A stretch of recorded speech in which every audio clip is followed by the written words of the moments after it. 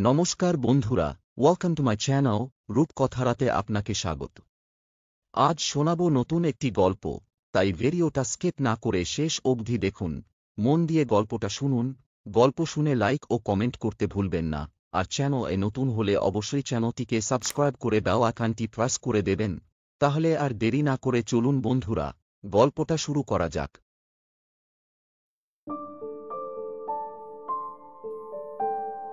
আমার বয়স যখন মাত্র 16 বছর, তখন বিয়ে করি এক 13 বছরের মেয়েকে। বাবা মার ইচ্ছেতে বিয়ে হয়েছিল আমাদের। নিজেই লুঙ্গি সামলে রাখতে পারতাম না, রাতে ঘুমোলে গিট্টু দিতাম। অথচ সেই আমি তখন চেষ্টা করতাম ছোট্ট বউটাকে শাড়ি পরিয়ে দিতে। নিজেই পেতাম না পকেট খরচের টাকা, অথচ বউয়ের জন্য আচার কিনতে হতো।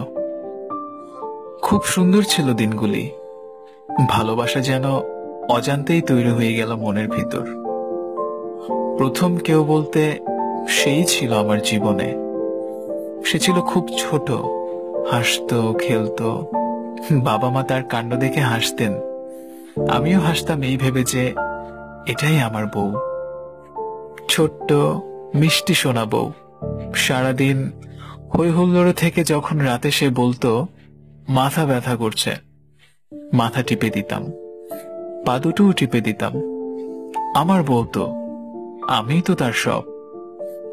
আজও বুঝ, কাল তো বুঝবেই, তখন আরো বেশি ভালোবাসবে আমাকে। দিন যেতে থাকলো। বউয়ের বয়স যখন 17, এখন আর সে হাসে না, খেলে না। এখন অনেক কিছুই বোঝে সে।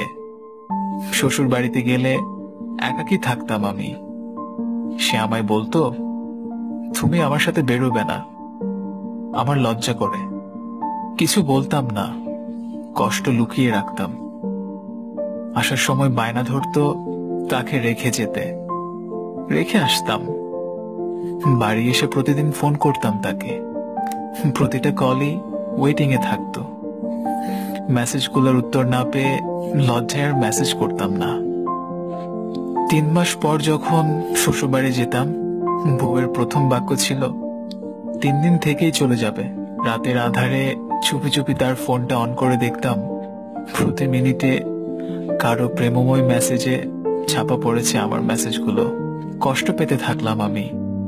সবাইকে বলে শাসন করা হলো। সেই থেকেই শুরু হলো। তারপর আমার বউয়ের বয়স যখন 19, আমার বয়স তখন 22। একটা মেয়ে এলো কোল জুড়ে। আনন্দের সীমা ছিল না আমার পরিবারের। আধো আধো দু একটা শব্দে ডাকে আমার মেয়ে। যখনই বাবা বলে ডাক দিত, কলিজা যেন ঠান্ডা হয়ে যেত আমার। বউ তখন অন্য দুনিয়া নিয়ে ব্যস্ত। তখনও ফোনে কথা বলতে বুঝতাম।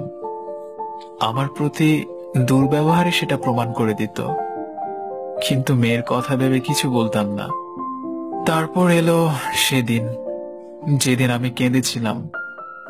স্বামী হয়ে তার দুটো পা জড়িয়ে ধরেছিলাম। ভিক্ষে চেয়েছিলাম মেয়ের মা ডাকার অধিকার।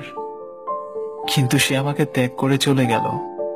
3:38 সই করলাম ডিভোর্স পেপারে। সে নতুন ভালোবাসার মানুষকে নিয়ে চলে গেল অনেক দূরে। মারা হলো আমার মেয়েটা। আমার মেয়ের বয়স যখন 10 বছর, নিজ হাতে তাকে আমি শাড়ি পরাতাম। ও যখন ছোট, কাঁদতো মার জন্য। ওকে কোলে তুলে নিজেও কাঁদতাম। মার অভাব কি আর কখনো পূরণ হয়? নিজের মাকে ডাকতে গিয়ে কান্না আসতো আমার। আমার মেয়ের যে মা নেই, ও ডাকবে কাকে? রান্না করতাম, সাজিয়ে দিতাম নিজে। আমি আর আমার মেয়ে, এই আমার দুনিয়া, এই আমার পৃথিবী। আর বিয়ে করিনি, কারণ ভালোবাসতাম তাকে, তখনও এখনো। মেয়ের বিয়ের কথা চলছে। আমি আবার একা হয়ে যাব। মেয়ের অনিচ্ছা সত্ত্বেও ওর মাকে খবর দিয়েছি। কাল এসেছিল সে। অনেকদিন পর দেখলাম তাকে।